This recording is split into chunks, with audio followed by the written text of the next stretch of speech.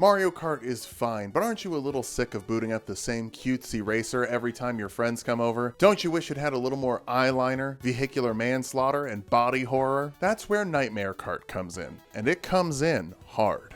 It takes elements of Mario Kart, Bloodborne, and Sid Meier's Civilization and mashes them up in a human centipede of kart racing fun. Oh, I'm sorry, you don't see the Civ influence? It's because this game is actually on PC. This is a shorter one, so why not throw on a playlist of other videos, or queue up a video from Tulok the Cardbarian, where I talk about my favorite mono green Fight Club commander deck in Magic the Gathering. Perhaps a little D&D 5e homebrew is your thing. Check out Tulok the Barbarian. Or you just want some classic FromSoft goodness, then Tulok and Mango is for you. Now, let's shift this kart racer into maximum overdrive.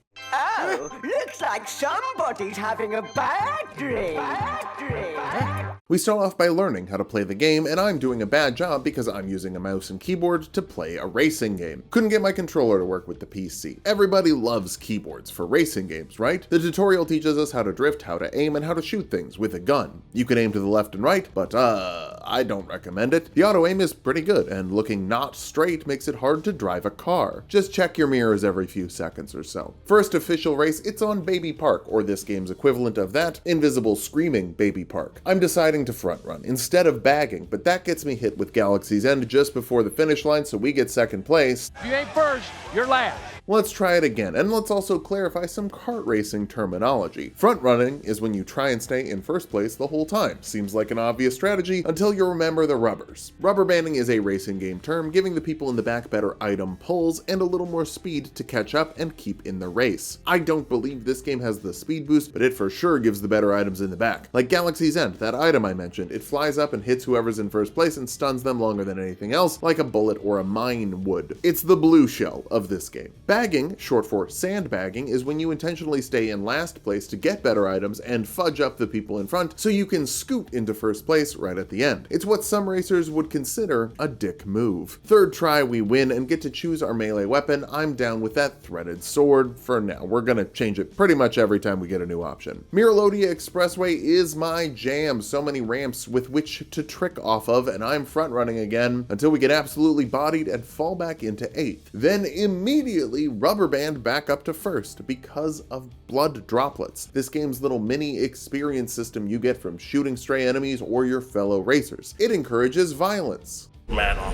But not as metal as battle mode. In the sewers, I hardly know hers, we're blue, and good lord, this is a frantic, chaotic mess. Comparing this to Mario Kart kind of feels a little unfair. This is a team of one. One person made this game with a lot of help from other people, but Mario Kart is Nintendo's golden series that gets a whole damn ass team of hundreds of people. Here's the thing though, in terms of battle modes, Nightmare Kart is doing laps around them, or I guess not doing laps around them, instead just shooting them because it's a battle mode. This is fast, insanely chaotic, and just as frantic as I love. It's so much fun. Give Mario guns and make the aiming really tight. Lilith, you cooked here. Oh, and this was made by Lilith. She also made the PS1 Bloodborne, which is wild because this game almost seems like it might be a little bit Bloodborne-y. That's wild. It's free on Steam. You can literally go download this game for free if you want. She has a Patreon you can donate to while she works on whatever's next. I'm hoping for a skating game. Father Gregory is the first boss. We get to race him a little bit, and then he does the requisite Akira slide. It's time for a 1v1 battle. Best strategy I found for phase 1 is to just full on do donuts until you're lined up and blast him. It's simple, but it's clean.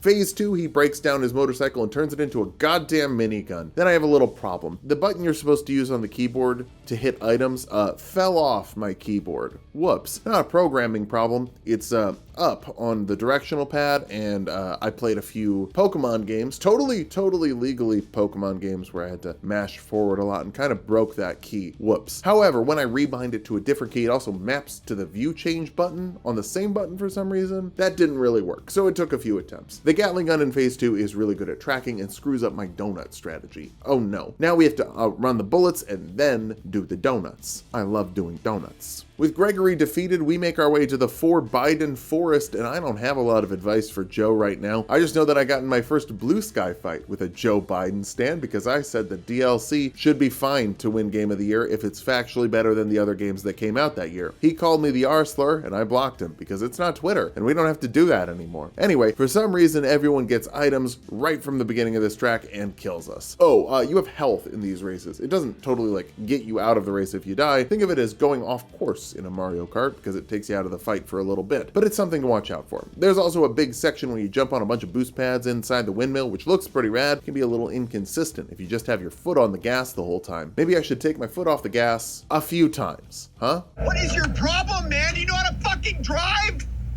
No. What?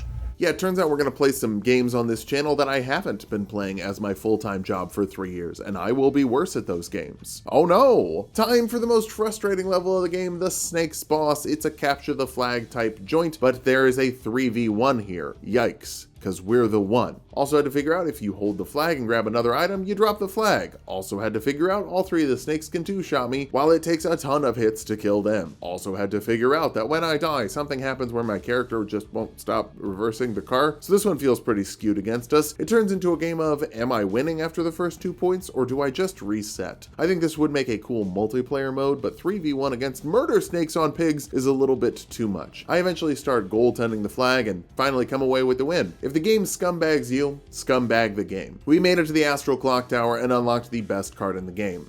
Second best. It's a pig!